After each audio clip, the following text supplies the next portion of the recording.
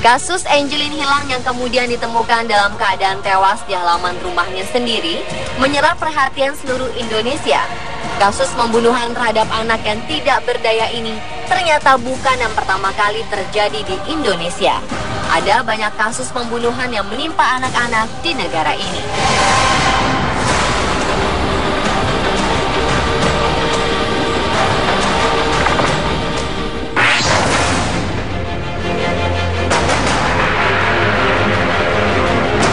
Kebanyakan kasus penganiayaan pada anak yang berujung kematian dilakukan oleh orang-orang terdekatnya.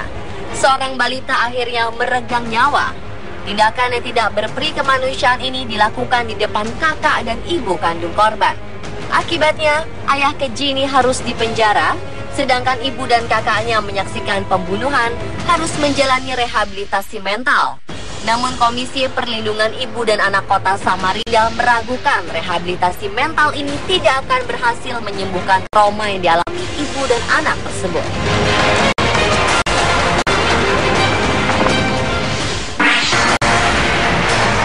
Tangisan seorang anak memang bisa membuat orang-orang yang mendengarnya risih. Namun seharusnya itu akan dimaklumi oleh orang tuanya. Tetapi tidak dengan bapak yang satu ini. Karena kesal dengan tangisan anak-anaknya, dia membunuh buah hatinya satu demi satu ketika mereka masih bayi. Perbuatannya ini semula tidak diketahui oleh orang banyak. Hanya istrinya yang menyimpan duka yang mendalam karena kehilangan buah hatinya. Perbuatan Sadrian Syah, bapak dari 6 anak ini, akhirnya diketahui ketika dia melakukan pembunuhan yang terakhir. Salah satu anaknya melapor ke polisi karena telah diperkosa oleh ayahnya. Laporan itu pun akhirnya memberanikan ibunya untuk melaporkan kejahatan sang suami yang telah membunuh anak-anaknya di usia yang masih bayi. Bapak yang diduga memiliki kelainan mental ini pun dihukum dengan pasal berlapis.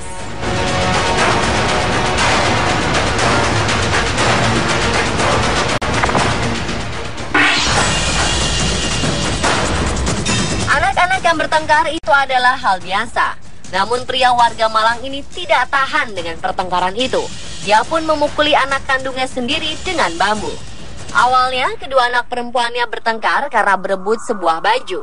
Ayah yang seharusnya melerai pertengkaran ini malah membuat keadaan menjadi bertambah parah. Dia melihat pertengkaran ini ketika pulang kerja dan langsung memukuli putri bungsunya dengan membabi buta. Putrinya akhirnya meninggal di tangannya sendiri.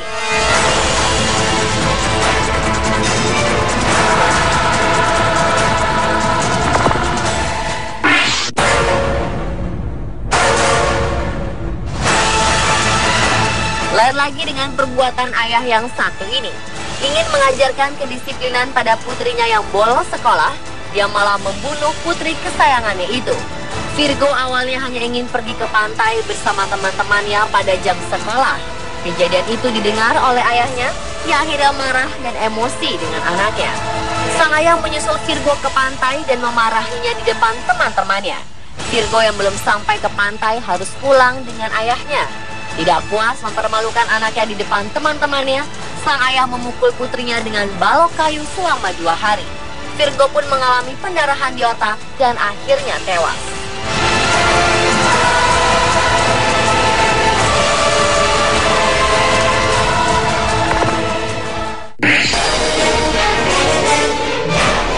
Gadis kecil bernama Ramadhani awalnya hanya ingin dibelikan es krim di tengah hari yang sangat panas.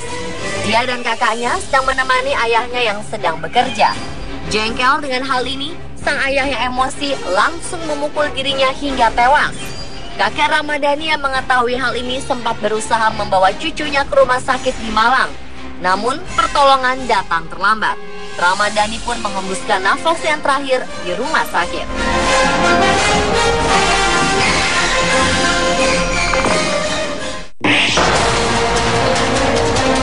Ada peribahasa yang mengatakan bahwa kasih ibu sepanjang jalan. Namun hal itu tidak terjadi dengan ibu di Balikpapan ini. Seorang ibu tega membunuh anaknya sendiri karena kesal sang anak sering ngelem. Johan Rafli Sultan Syah Yusuf membuat sang ibu kesal karena kerap melawan ibu dan tidak mendengarkan nasihat ibunya. Tingkahnya ini membuat sang ibu naik darah. Johan pun dihajar oleh ibunya hingga tewas. Perbuatan ibunya ini dilaporkan oleh sang ayah dan membuat sang ibu harus dipenjara. Sempat terjadi perdebatan yang alot ketika jenazah Johan hendak divisum. Pihak keluarga dari ibu tidak ingin Johan divisum, sementara keluarga ayah memaksa harus divisum. Keputusan terakhir menyatakan bahwa jenazah akan divisum untuk melengkapi penyelidikan terhadap kematian Johan.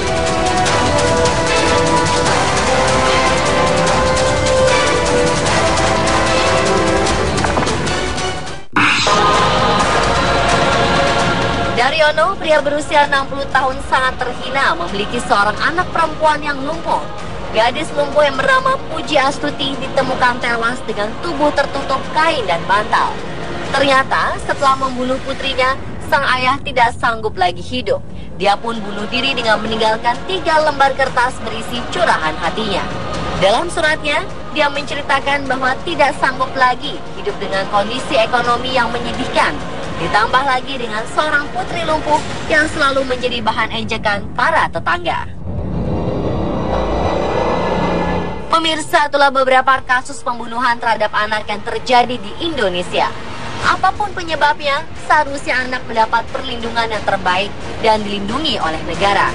Sebagai warga, tugas kita lah untuk memperhatikan setiap anak di sekeliling kita agar tidak ada lagi anak-anak yang mati sia-sia.